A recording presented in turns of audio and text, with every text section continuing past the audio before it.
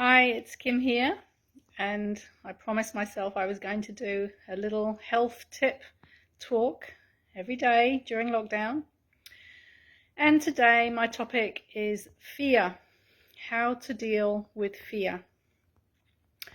So I see a lot of people in fear, walking around in fear, commenting on social media that they're afraid. And fear is the most fundamental emotion that we have to deal with.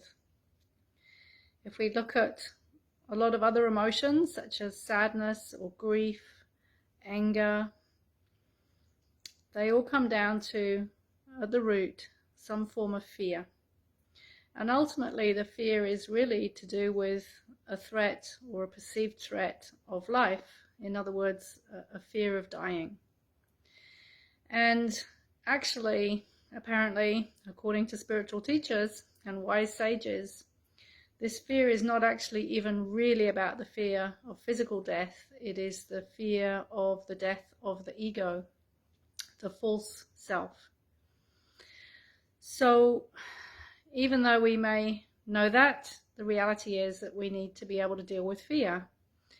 And it is something that we can train ourselves to overcome. We can train ourselves to stay calm no matter what is going on in the external world. But it does take knowledge and training and techniques.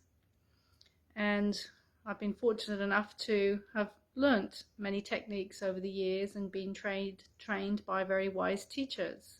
And I'm not saying that I never go into fear, but I have a completely different experience of fear and how to manage it than I used to. And it's very helpful to know how to deal with fear. So how do we deal with fear?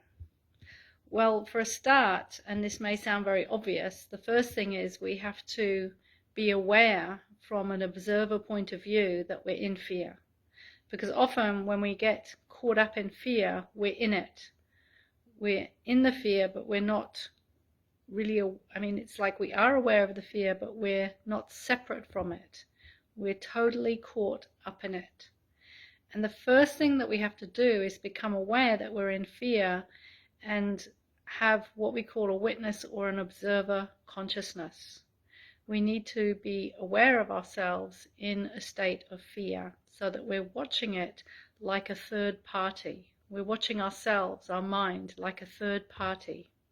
It's almost like you have a little you on your shoulder who is watching you in fear. And then the second thing is just to acknowledge the truth of what is going on, not to resist it, because a lot of emotions are uncomfortable and unpleasant because we unconsciously resist them. So we need to not resist it. We need to acknowledge the truth of the fact that we are experiencing fear. For example, we can say to ourselves, this fear is welcome. I acknowledge this fear. And just doing that will help to ease the level, the intensity of the fear just a little bit to start with. It may ease it a lot, but we must acknowledge and recognize what is going on in our mind and in our body.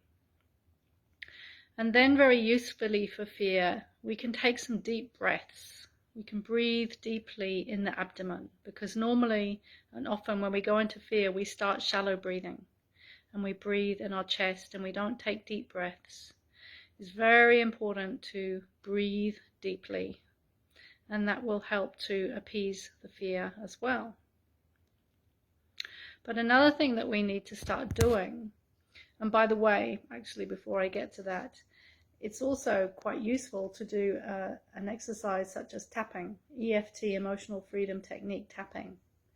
And when we tap on the fear, that can help to dissipate the energy as well.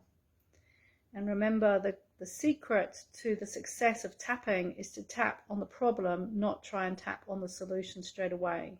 In other words, if you're feeling afraid, you go through and you tap and you go, I'm feeling really afraid, I'm feeling really afraid, I'm feeling really afraid. You tap by acknowledging the problem. Because the thing is that emotions want to be recognized and validated, and that's what most people are not doing. And one of the most useful phrases that I learned 20 years ago when I was starting off on my journey of emotional learning was, thoughts are rational, emotions are irrational, and emotions can't be thought away. And that's what a lot of people are doing. They're trying to think their feelings away, and it will never work, because emotions want to be validated and they want to be recognized, and then we need to have a tool to self-clear them.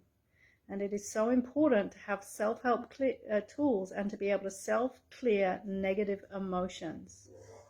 And that is what I've spent the last 20 years learning to do and then teaching others to do. And it is life-changing. It is freedom, because we're no longer trapped by our negative emotions.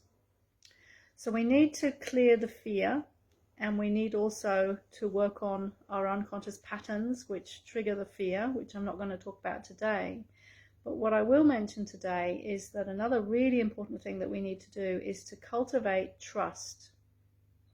We have to grow trust just like we grow a plant or a vegetable that you're growing in your vegetable garden.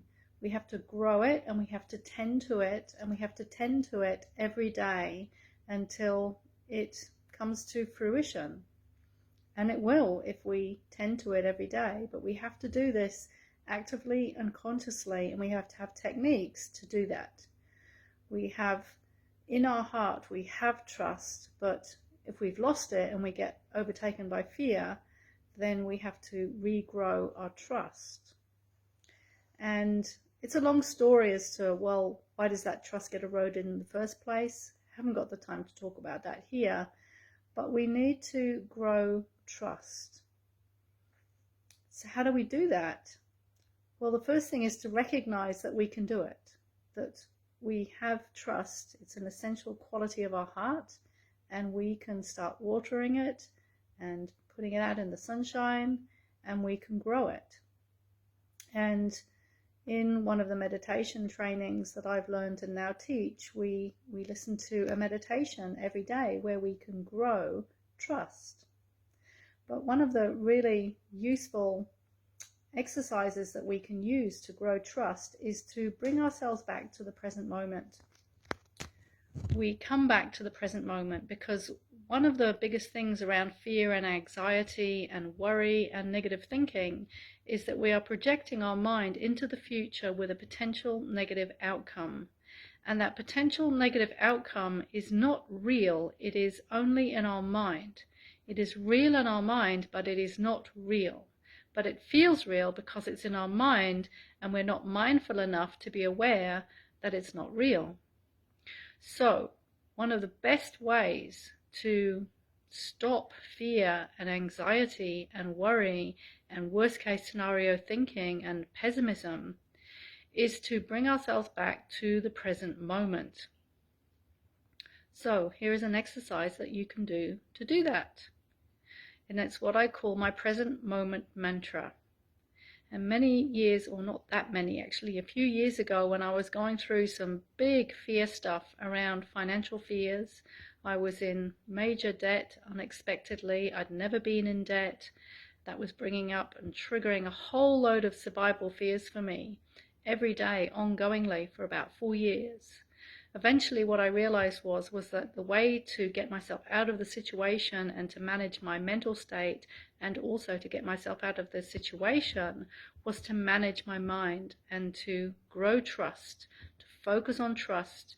Even if it didn't look like there was anything to trust externally, I had to grow trust internally.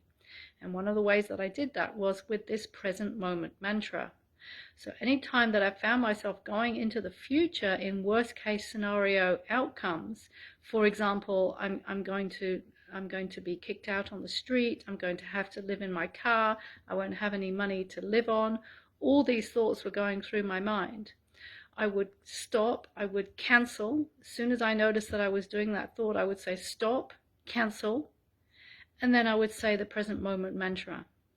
And this present moment mantra is, I refuse to go into the past.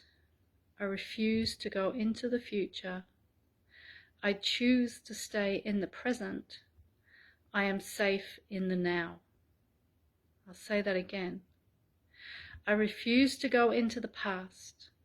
I refuse to go into the future. I choose to stay in the present. I am safe in the now. And as you say this mantra, you say it from your heart. It's important to be in your heart because trust is in your heart. Your connection to your higher self is through the heart. We need to get out of the head and into the heart. So this is what I would say to myself many times a day for many months. And I trained myself to get out of the future, to get out of the past, and to be in the present in a state of trust. And I was doing other meditations and exercises as well. And I have a whole online series on trust because it was so important. It was life-changing for me to do these trust building exercises so that I no longer was ruled by fear. And anybody can do this.